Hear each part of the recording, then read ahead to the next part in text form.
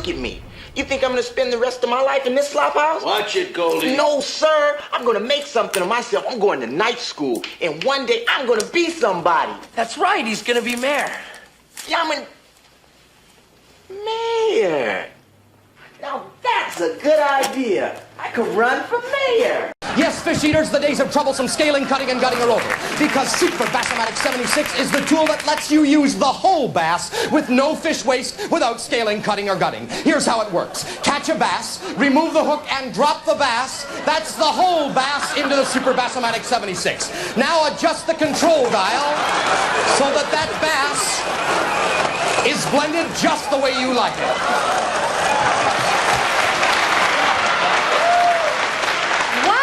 Terrific bass. Okay, I got an idea for a phone app. Okay, I'm listening. It's called iCondiment, and you select mustard. I don't know, I'm not feeling it. What about an app where people send in ideas for apps, and we charge 99 cents, and we become billionaires? What about an iBuckle? It just goes right on the front of your belt, and it buckles. Well, what happens when you need to use your phone? Well, then you just undo your belt, and then you got your phone. Then your pants fall down. Well, you know, yeah. Okay. Instagram, but only for grandmas. Twitter, but you can only use 5 characters. You could say, hello. How about this? Eye taste. Seriously? Phones are disgusting. Got an ear taste to it.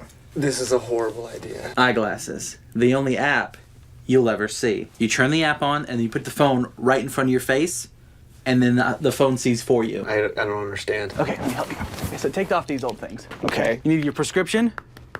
No. Boom. This is stupid, and it hurts. Let me see. Yeah. Hey, you look good in these.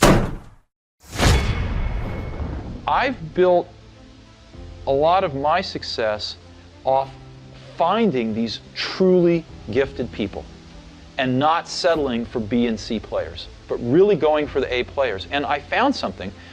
I found that when you get enough A players together, when you go through the incredible work to find, 5 of these A players, they really like working with each other because they've never had a chance to do that before. And they don't want to work with B and C players. And so it becomes self-policing, and they only want to hire more A players. And so you build up these pockets of A players, and it propagates. And that's what the Mac team was like. Some shows don't need a celebrity narrator to introduce the show, but this show does. In a world filled with endless opportunities, why would 2 men who have built 13 multi-million-dollar businesses altruistically invest 5 hours per day to teach you the best practice business systems and moves that you can use? Because they believe in you, and they have a lot of time on their hands. They started from the bottom. Now they're here. It's the Thrivetime show starring the former U.S. Small Business Administration's Entrepreneur of the Year, Clay Clark, and the entrepreneur trapped inside an optometrist's body, Dr. Robert Zuttner. 2 men, 8 kids, co-created by 2 different women, 13 multi-million-dollar businesses. We started from the bottom, now we're here. We started from the bottom and we'll show you how to get here. Started from the bottom, now we're here. We started from the bottom, now we're here. Started from the bottom, and now we're at the top. Teaching you the systems to get what we got. Colton Dixon's on the hooks, I break down the books. The seeds bringing some wisdom and the good looks. As the father of 5, that's why I'm alive. So if you see my wife and kids, please tell them hi. It's the CNC up on your radio. And now 3, 2, 1, here we go. We started from the bottom, now we're here. We started from the bottom and we'll show you how to get here. Started from the bottom, now we're here. We started from the bottom, now we're here. Yes, yes, yes, and yes. Thrive Nation, on today's show, we are interviewing an entrepreneur, a best-selling author, a man who actually worked directly with Steve Jobs, a man who's become a brand ambassador for Mercedes, a best-selling author who's always working on a new book, a guy who enjoys surfing, and a guy who always has a quip or a witty comment. I am super excited to interview Guy Kawasaki for the second time on the Thrivetime Show. Guy Kawasaki, welcome to the Thrivetime Show. How are you, sir? Oh my God, you got to start drinking decaf. How are you? Quite intro.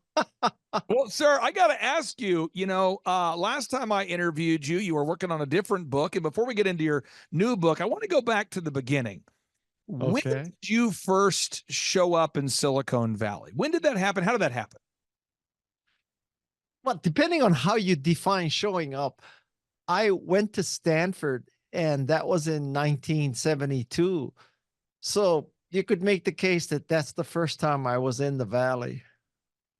Now, so 1972, you're in, you're at Stanford, you're in the Valley, and somehow from there to Apple. Tell us that transition? How did you go from Stanford to Apple, sir?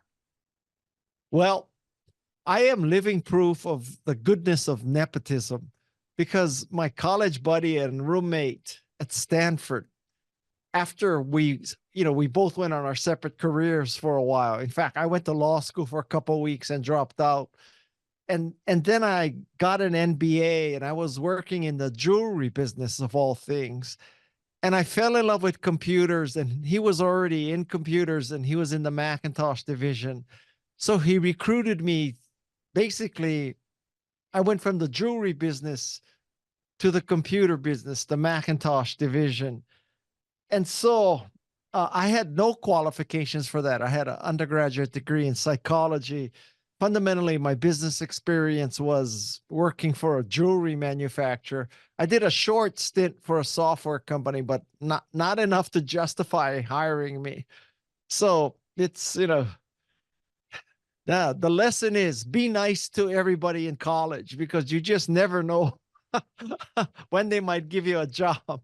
Now, you at some point became a man who was really charged with or helped to lead the introduction of the Macintosh computer to the masses. At some point, I mean, you became this guy who helped to really sell the product. There's a lot of great products that never get sold, but you worked your way into Apple as a man who helped lead the charge in selling the products. How did that transition occur? How did you go from first joining Apple to then helping lead the charge to actually sell the computers? This is also a great story, because, as I just said, I had an undergraduate degree in psych, I had an MBA in marketing, I had a background in jewelry. So if if there was LinkedIn back then and a recruiter looked at my profile, I would not be in the stack of people to call, let's just say. And it was basically because I fell in love with the product, and I worked hard, and, obviously I'm not stupid. So not being stupid and working hard and loving the product basically helped me overcome lack of background. And that's a very important lesson, because I think many people in the position of hiring, they default to only two things, which is relevant work experience and relevant academic degree. There's a third variable to check, which is, does the candidate get it? Does the candidate love what they do? Does the candidate actually use our stuff already? And I might make the argument that certainly that's as important as education and work experience, but it may be even more important than education and work experience.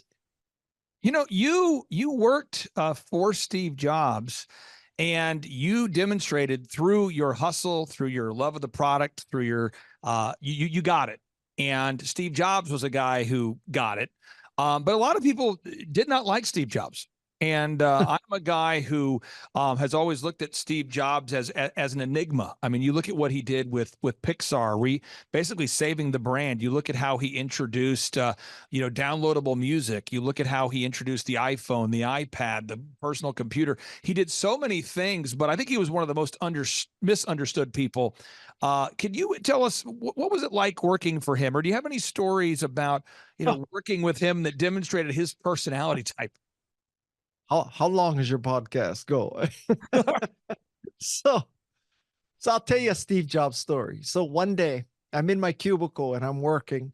He shows up with this guy I never met, and he didn't exactly introduce him. He just shows up there and he says, "What do you think of this product called Knoware, Knoware?"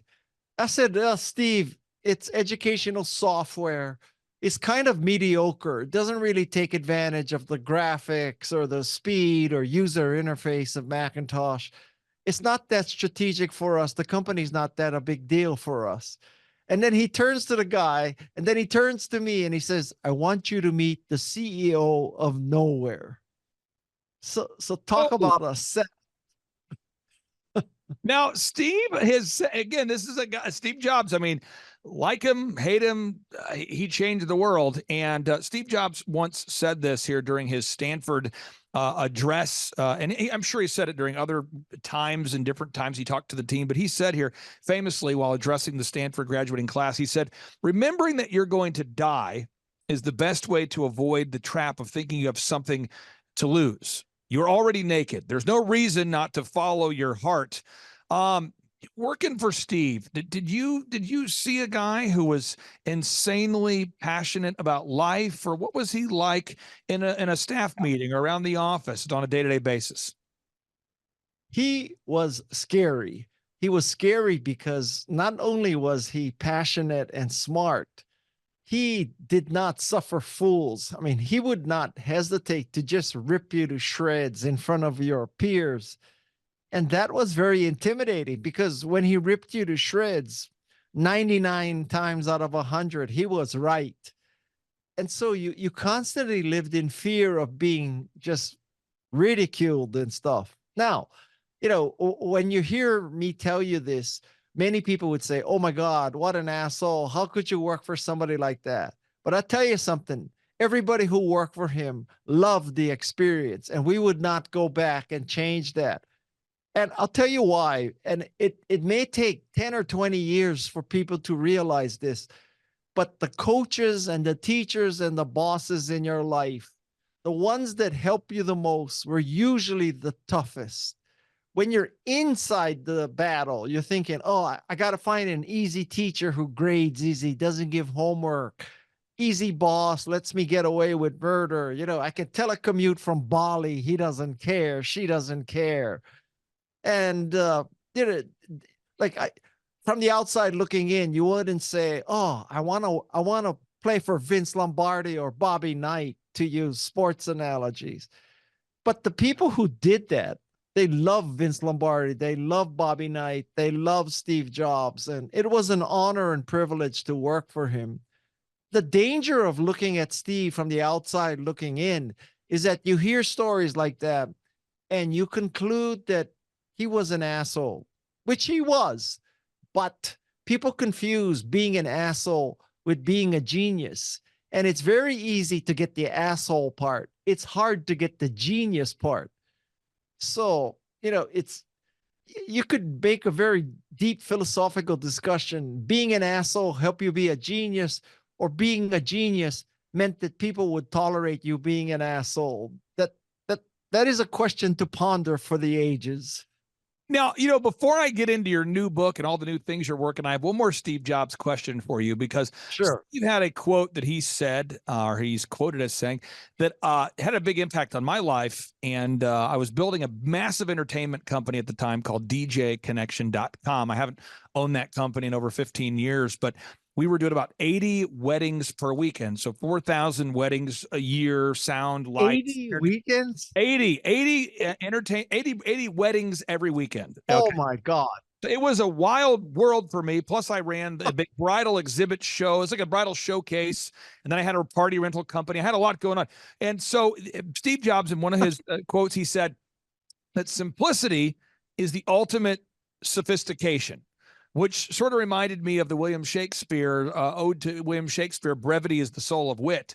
And I began to really ponder on that, of why is it that simplicity scales and complexity fails? Why? And I started thinking about my business going, what are the steps in my supply chain that I could eliminate that wouldn't hurt the user experience for the bride who went to our website, djconnection.com, filled out the form, scheduled a consultation, and how do we go from there into the wedding and eliminate steps, but also increase quality? It was somehow, how could we do that? And I marinated on that. I pondered it, and I really did. That helped me a lot. Can I ask you, just that idea that simplicity is the ultimate sophistication, how has that impacted your life?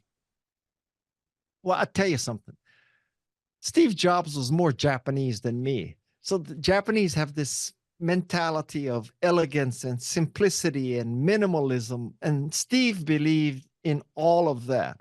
Now, the fact that you were doing 80 weddings a weekend, it sounds very intimidating, but I think you're right that if you simplify your business and make it elegant and just do the most important things well, it's not a problem to do 80 weddings, right? I mean, if you got the system, just like Steve Jobs was, they're making tens of millions of Macintoshes. You think, oh my God, what's it take to do that? But once you got the right system and you simplified the system to not make yourself crazy, it scales. Now, you have some controversial worldviews on a lot of things. So I'm gonna get right up in your business, and feel free to hang up on me if you don't like it. Okay. So the email thing, how do you deal with emails? Because you are one of the most sought after authors, speakers. People reach out to you all the time. And people today, with the technology we have, not even getting into AI, people can find people's email addresses, people can do it, and they're going to shoot you an email. And if you're not careful, your whole life will be defined by responding to emails from random people that reach out to you. How do you, at this point in your life, deal with email? But this is a complicated question because first line of defense is I work very hard. And I admit I constantly answer email, even ones that I probably shouldn't answer. So that's number one. I am willing to grind it out. Number two is that I have a very good virtual assistant who takes a lot of the load off my shoulders. And she responds as me. Arguably, her responses as me is better than what I would have said. So that's a second factor. And then the third factor is that I understand people who say email can take over your life and make you crazy. But I think that that's just the cost of doing business. And if you're visible and you want to be a successful person, you just have to pay the price. And, you know, I would love to say I don't have to answer any email and, you know, the money and everything just flows in. That's not true. That's a lie. I have to work. And then the final thought on email is that I have done this several times where I've had close friends die. And I look at my inbox and it's got 250, 300, 400 emails to resolve. And I just say, you know what, in honor of my friend, I'm going to take all those emails and just throw them away. And I've done this several times. I went inbox 0. And I noticed something very interesting, which is nobody sends a second email and says, I sent you an email 30 days ago. You didn't answer. What's up? You know, did you get it? So my logic is, you're telling me I can throw away all those emails. Nobody will follow up. Maybe it wasn't that important to them in the first place. So I realize this advice is completely contradictory, but I'm telling you, that's my methods. Now, this is going to be controversial. And again, you feel free to hang up on me here. I always look at every interview as like, this might be my last interview. And just to be clear and transparent, so you kind of know my background. You know, after I sold my entertainment company, I thought to myself, I don't know what I want to do with myself. I sold it, and I found myself in my late 20s going, I don't really need to work anymore. What do I want to do? And what I found was people would reach out to me saying, can I pick your brain? And I thought, you know what? I'll say yes.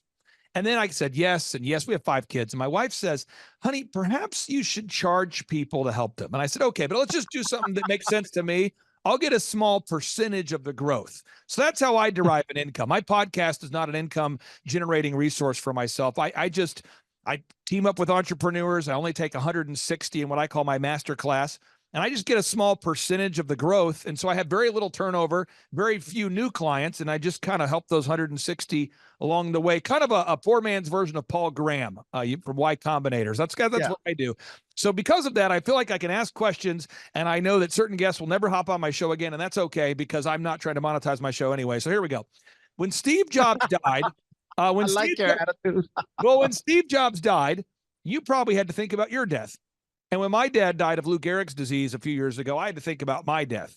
Now, my worldview is that of a Judeo-Christian. I believe in Jesus. That's my worldview. We don't maybe share the same worldview, but how did you process Steve Jobs' death, and how did his death impact the way you view death? Well, certainly, when someone is powerful and visionary and smart and, all of the above passes away like that, it kind of shakes you, right? I mean, if somebody was 95 years old and smoked a pack a day, you kind of say, okay, his time, her time has come. But I feel like the world is a lot less interesting without Steve Jobs. Now, you could make the case that God needed Steve Jobs, so he called him or she called him early. That's one way of looking at it. And I too believe in God. And I kind of think that right now, Steve Jobs is telling God what to do. Okay. Now with your life, and you think about your life, I mean, you are, you've written many, many books, and I'm just going to focus on a couple of them before we get into your new book here. You could sit down and I'm going to pull up your books to my right here. I'm not playing Oregon Trail here. I'm not doing the old school Oregon Trail. Pull it up. Okay. So I look at your books, so The Art of Start, that's an incredible book. But you could have sat home and done nothing and maybe moved to middle America and bought a lake house somewhere and kind of moved off the grid. But you've decided to continue to put information out there. So let's talk about The Art of Start. What inspired you to write that book? What inspired me was the fact that as a venture capitalist and a pretty visible person in Silicon Valley, I was constantly asked for advice and reviews and, stuff like that. And I'm not as smart as you, so I didn't figure out a way to monetize that. So what I did is I said, you know what? I'm being asked the same questions every time. How many slides? What should be in the slides? How do I do a pitch? How do I raise money? So I thought, oh my God, I'll just write this freaking thing down, and then I'll just tell people to read my book. And then I don't have to deal with them one at a time.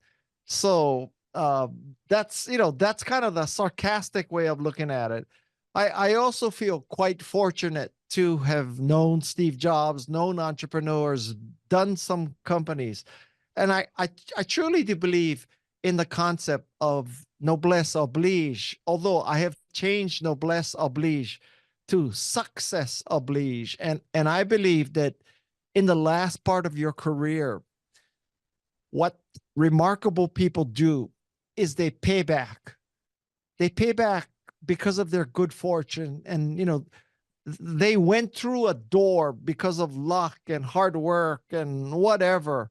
But after when you're in the third part of your career, you're not supposed to shut that door. You're supposed to keep that door open. In fact, you should make that door bigger.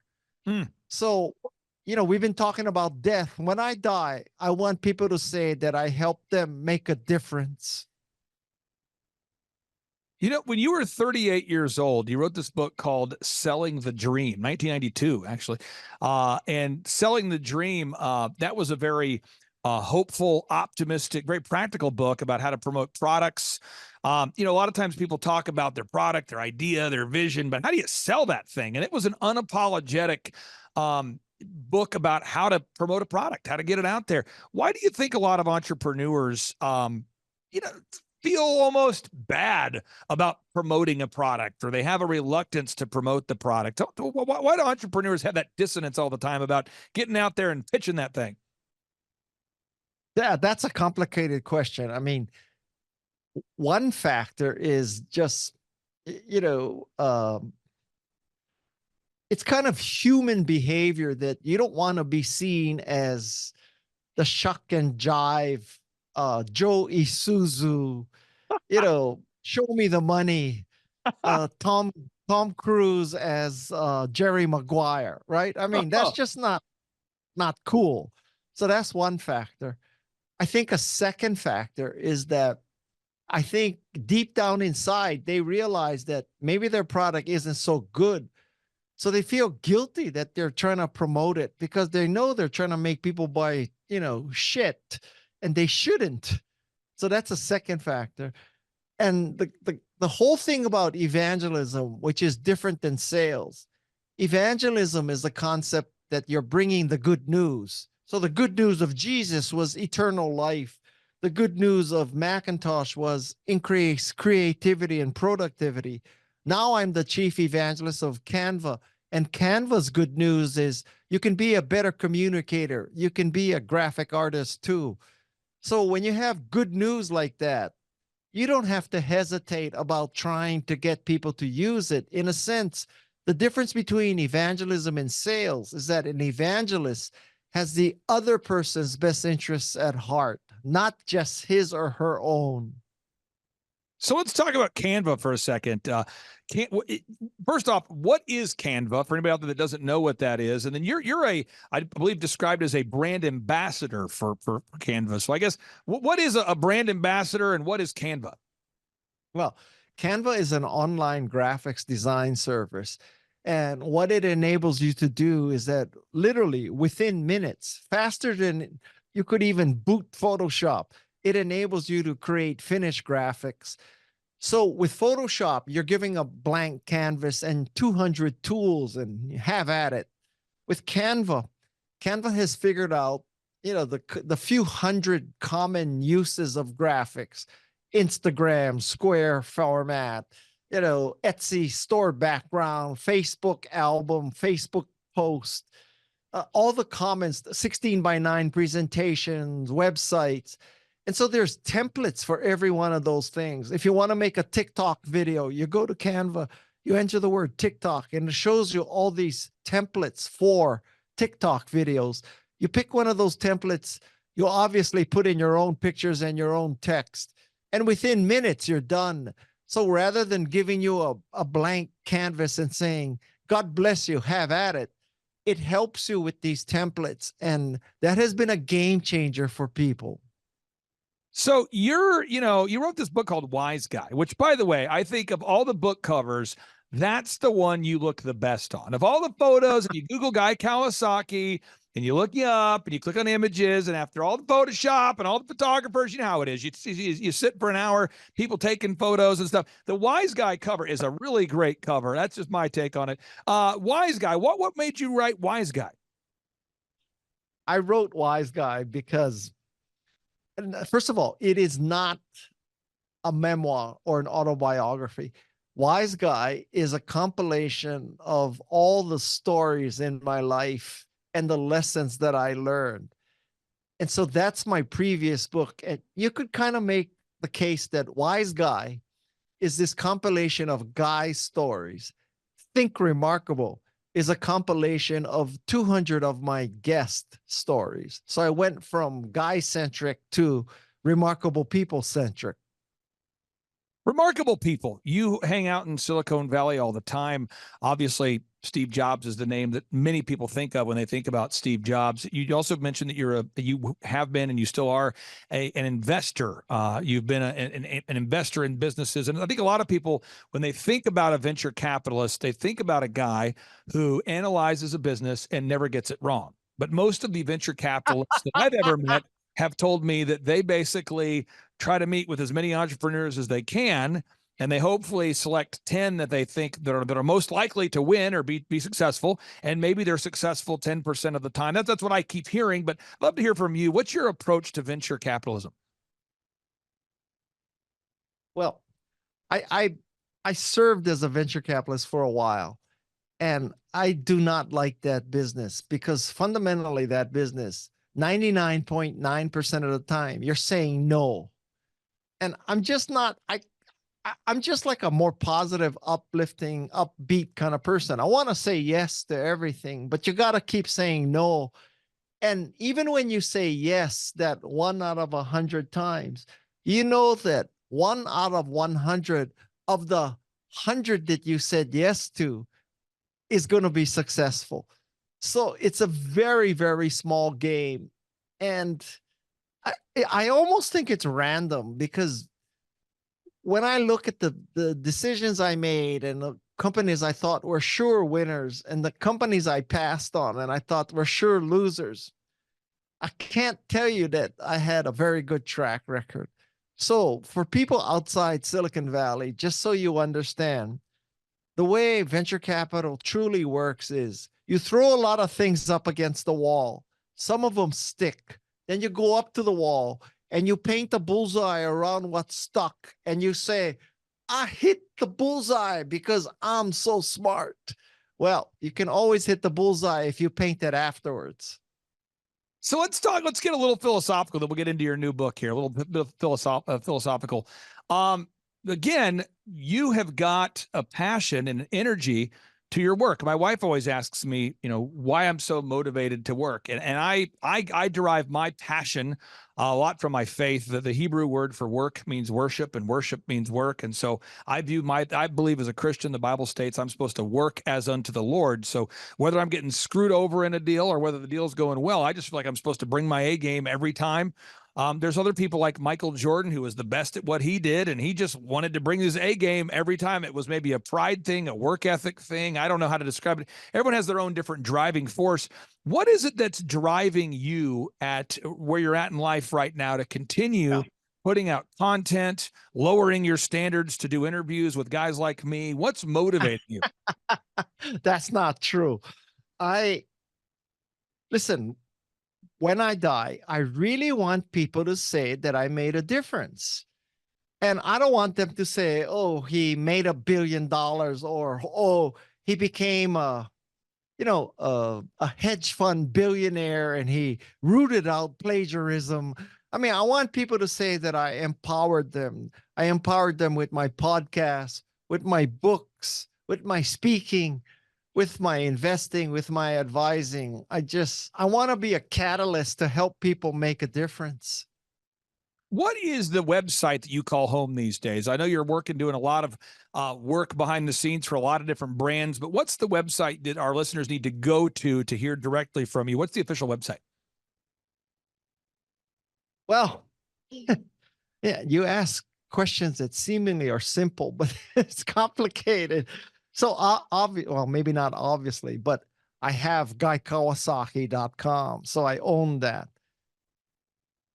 My books are, the most recent book is thinkremarkable.com because I know how to buy domains.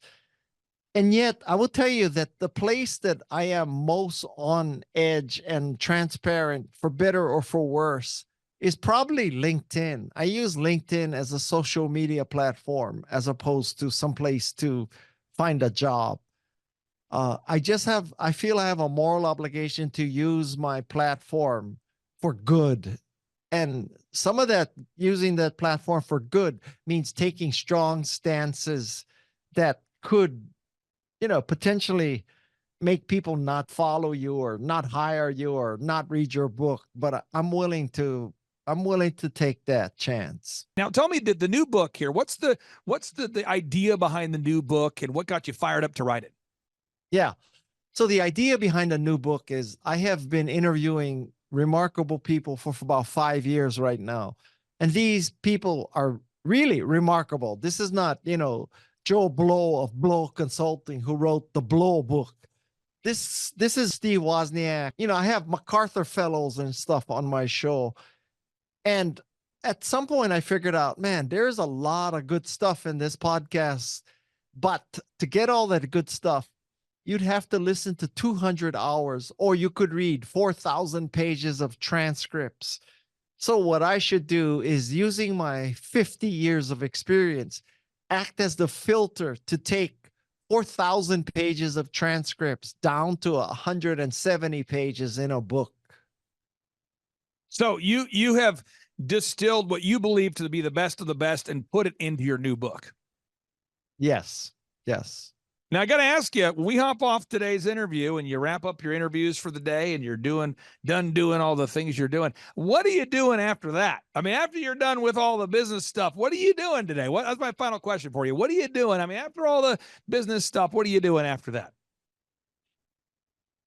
You might not believe this, but I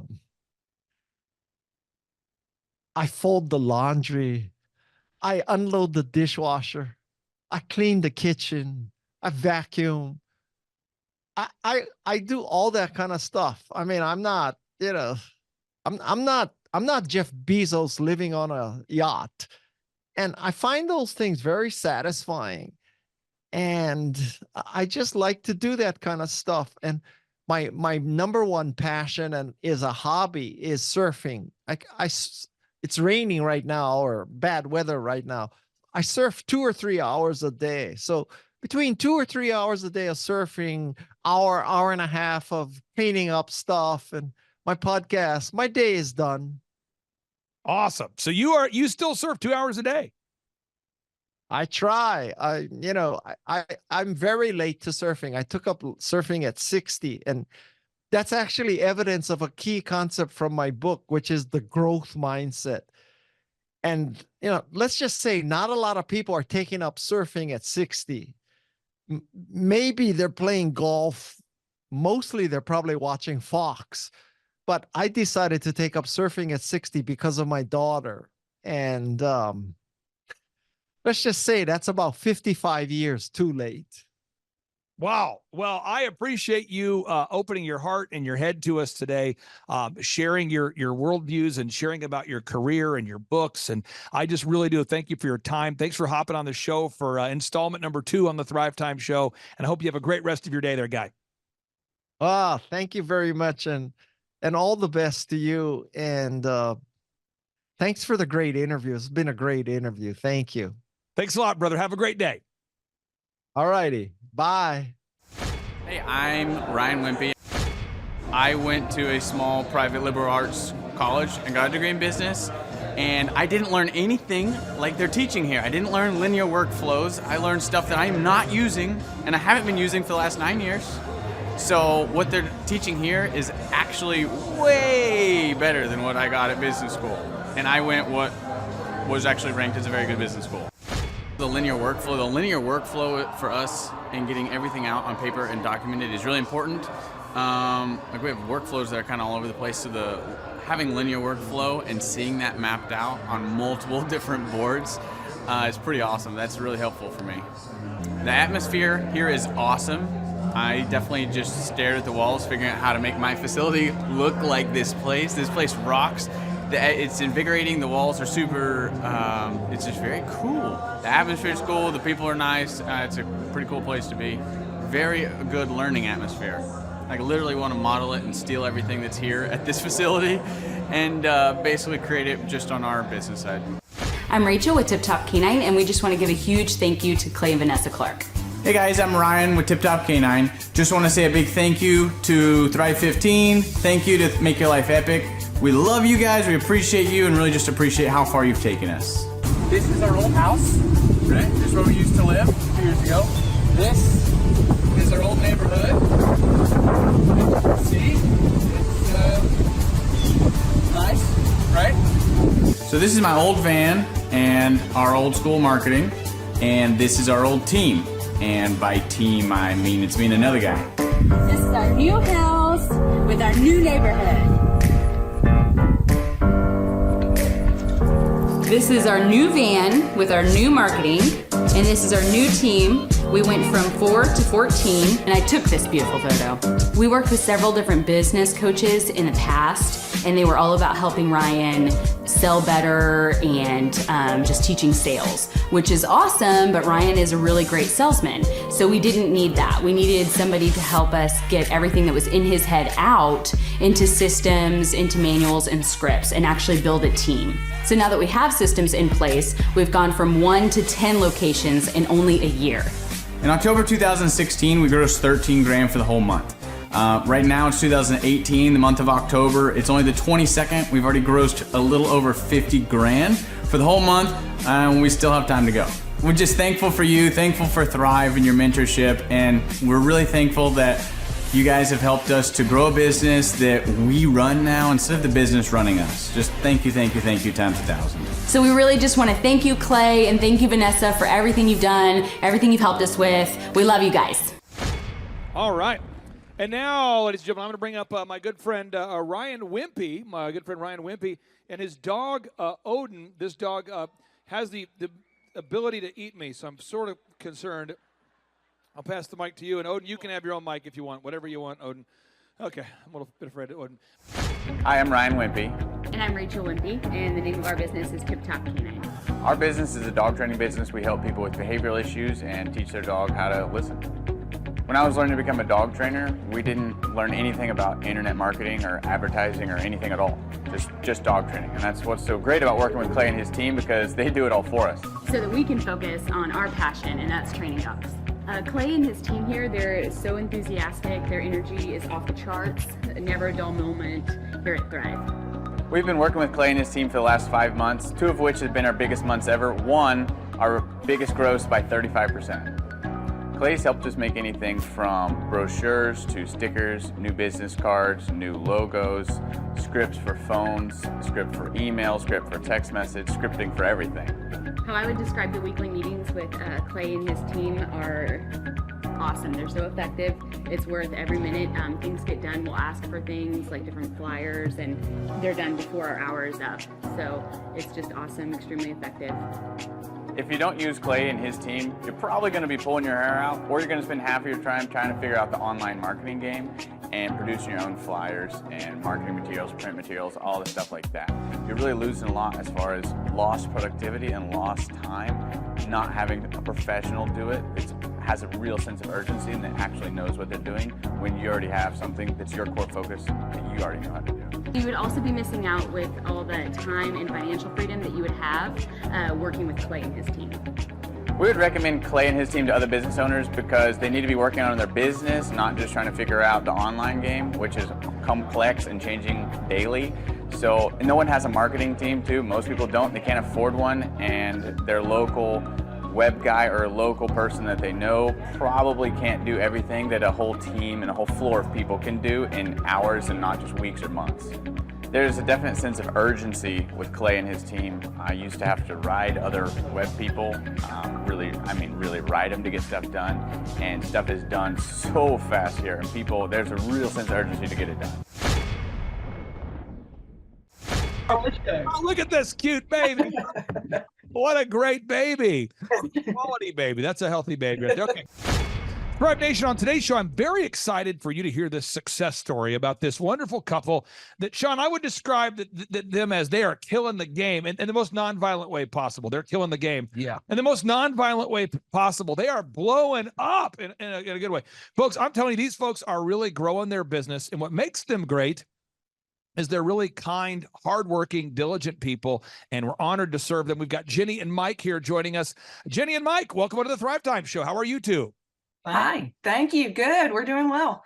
Okay, now I'll start with you, Jenny, because frankly, Sean likes you more. No, I'm just kidding. So let's start with you. So how did you first discover us and the business coaching that we provide?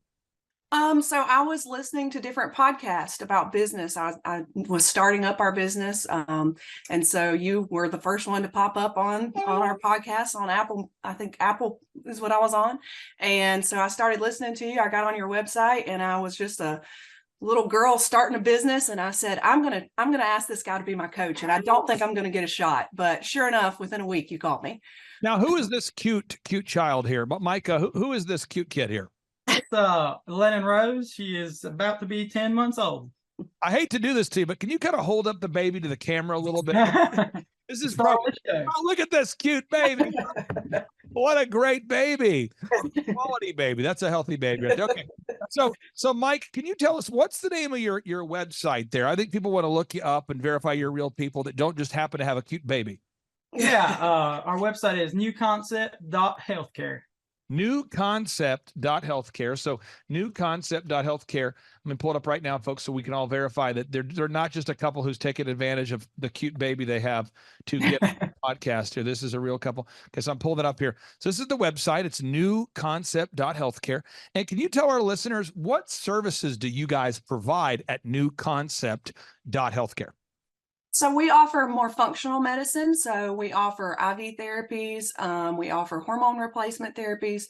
We also do acute care. We do pretty much everything, but we're very much alternative. So we believe in medical freedom, and that's what we offer.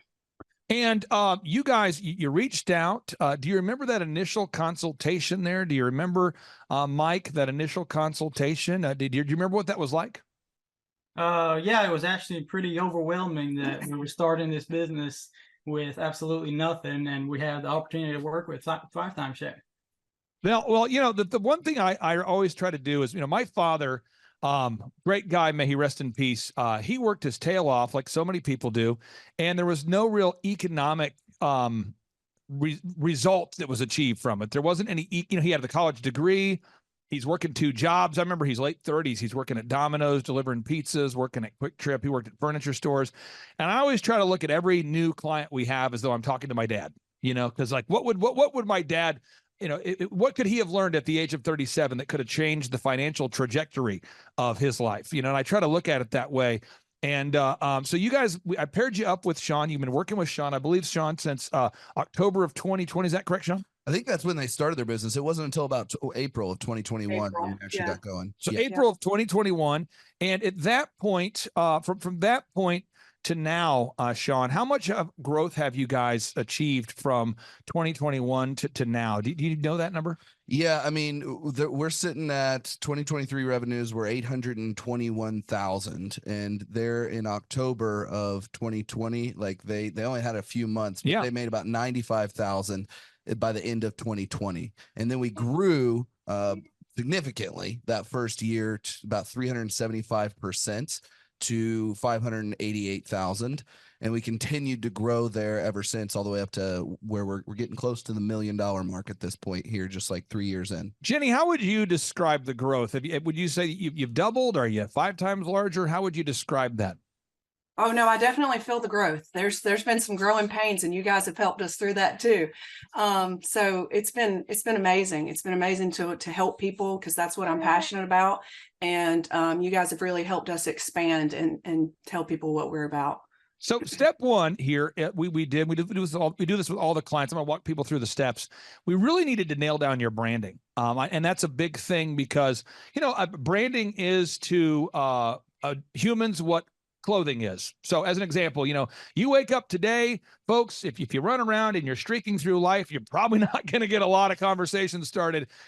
So we all have to be intentional about, what are we going to wear? Are we going to wear a tie? Are we going to wear a polo? Are we going to do makeup? Are we not? So people, they judge us based on our appearance. And so we really had to get a website built. We had to optimize the online brand. Jenny, we do it all included for our clients, so we don't refer you to another vendor. We do it all. Can you talk about the impact that has made on the business? Oh, for sure. Just the website itself, it looks so great. We would have never been able to make it look that great. The way y'all optimize everything and keep us, with Google, just where people search us, and that we're the first people that come up. And that's actually how we've established our business and started offering some of the things that we offer, is because of the tags that we have. I didn't originally start off as doing IV therapy, but due to people Googling, healthcare functional medicine, I had 3 phone calls in a week that said, "Hey, do you offer IV therapy?" And it was very interesting. And I was like, well, no, but I can. And so it was because of you guys that kind of snowballed and took effect. So yeah, there's a lot that you guys have done for us. Now, Sean, we're working with these wonderful clients here. I'll pick on Mike here.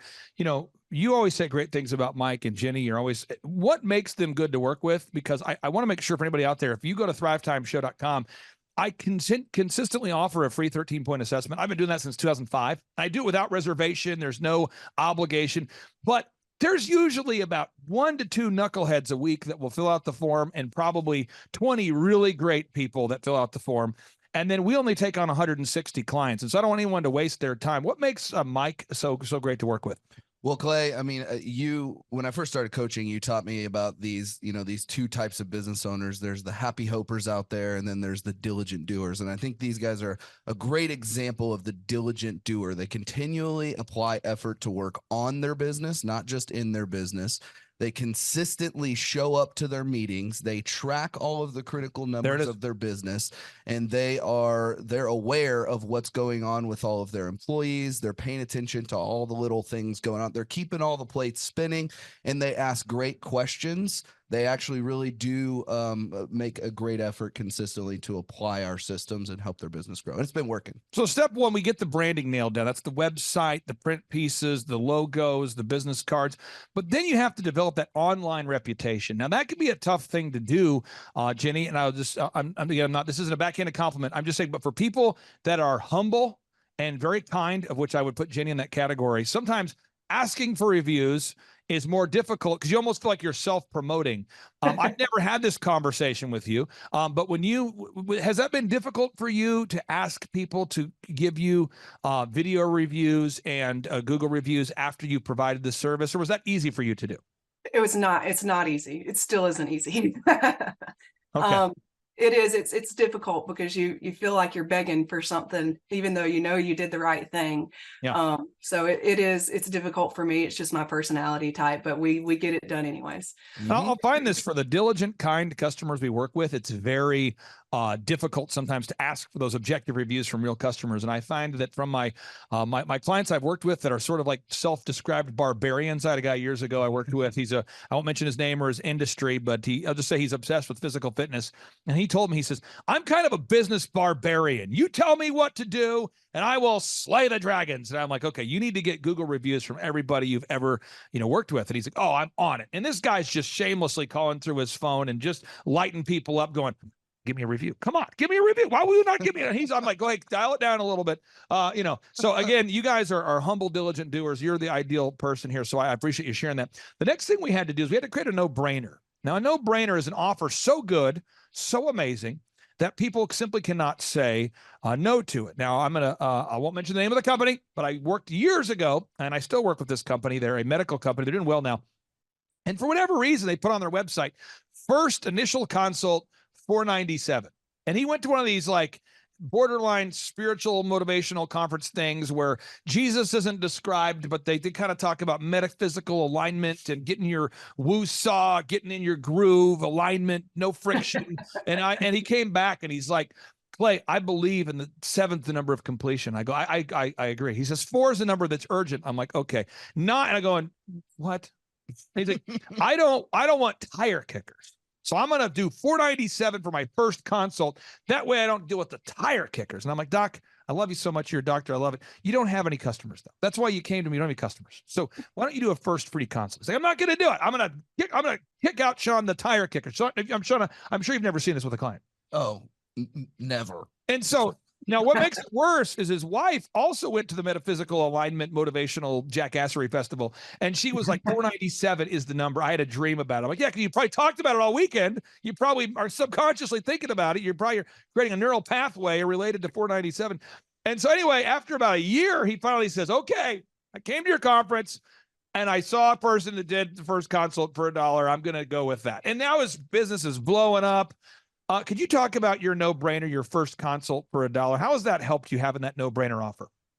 Yeah, so it gets people in. And so when we get people in, we know that we're doing a good job and we know that we're trustworthy and our healthcare is superior to most. So just getting people in for that $1, because a lot of people are, they're nervous about going to the doctor or they don't trust healthcare system. And so they know that they can come in, they're only going to spend $1. They can figure out whether or not they trust us, figure out whether or not we're the place for them. And we know 100% of the time we will be. So it's really helped us just get people in and get people to trust us more.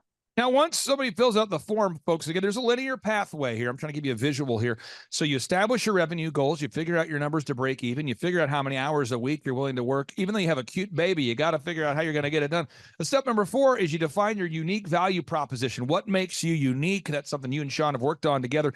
You improve your branding. Now you're coming in contact with humans. Business is a contact sport. I love this part. That's when you start marketing. You launch your marketing. You have your online ads. You optimize your website. You begin to come up top in the search results. You start to get leads. Do you remember what it was like, Jenny, when you first got your first online lead? Do you remember the first one where you're like, it's working? Did you remember that moment? Yeah, it was almost like we did celebrate because it finally had happened. And then as soon as the first one came in, the second one came in. And like I said, it was almost a growing pain experience. We had so many leads so fast. So it was great. And we still celebrate every lead that we get. Now, Mike, the next step is you have to make sales scripts. We recommend to every client that the calls are recorded for quality assurance. You have a sales script.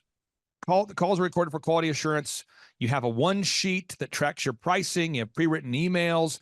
You begin tracking. Sean's always bragging about you guys with tracking. Mike, how has it helped to have tracking in place where you can see, how does that help you? Well, it's really a good benefit because, at the end of the week, what your income was, what your leads was. So wherever we're lacking in, we can quickly adjust and make that adjustment to make it work for the next week. Now, if you don't have tracking, folks, this is a true story. It's kind of a sad story, so I'll speak in generality, Sean. I talked to a guy the other day, just share a terrible story. Longtime client, and he got motivated. He set up a trade show. He didn't tell me he's doing it. It's fine. You don't have to tell me, but he set up a trade show. I think he was going to try to surprise me with the fruit of the trade show. So he set up the trade show, and he gets on the call. His energy's kind of off, and I'm like, "Are you okay?" "Yeah, dude, fine." What's wrong?" I don't know. I'm like, "Your lead sheet, we're getting, 10 to 15 leads a week. It's very consistent. Revenue looks good." He's like, "Yeah, I'm in a tight spot." "Well, you're in a tight spot. Why are you in a tight spot?" He says, "I did a trade show." "You did a trade show?" "Yeah, I got roped into 4. I did a thing where you get the billboard, you get the trade show, you get the magazine ad. And I did the trade show and we got no leads." And I go, "What kind of trade show did you do?" And he says, "Well, I went to the whatever trade show." And Sean, what I find is that there's the emotional excitement about being on the billboard, being on the magazine cover, and he got called by one of these kind of scam. I call it a scamockery or jackassery. Yeah. They call you and they go, boop, boop, boop, boop. "Hey, is this Sean?" Yeah, this is Sean. "Sean, yeah, we noticed that you have an incredible healthcare company, and we want to honor you by giving you the yada yada of the region award. It's the yada yada. It's a regional, it's a prestigious award. We'd like to meet with you. Can we meet with you?" Yeah. So now I meet here. Now, Sean, again, we're on the phone, but I still like the phone voice here. So now Sean, so because we're so honored, we're inviting you to a plated dinner to honor your honoredness, your greatness, your humbleness. And it's going to be $1,000 a plate, for you and your wife. And did you want 4 seats or 8? Because most people do 8. Oh, I guess just 4. 4, and that does include a glossy magazine feature in we'll just call it like Missouri local top doctor jackassery. It's a great magazine. Oh. And you're also you'll be on a billboard. We've teamed up with the billboard. It rotates through. You're going to see your face. Oh, hey, don't get too excited.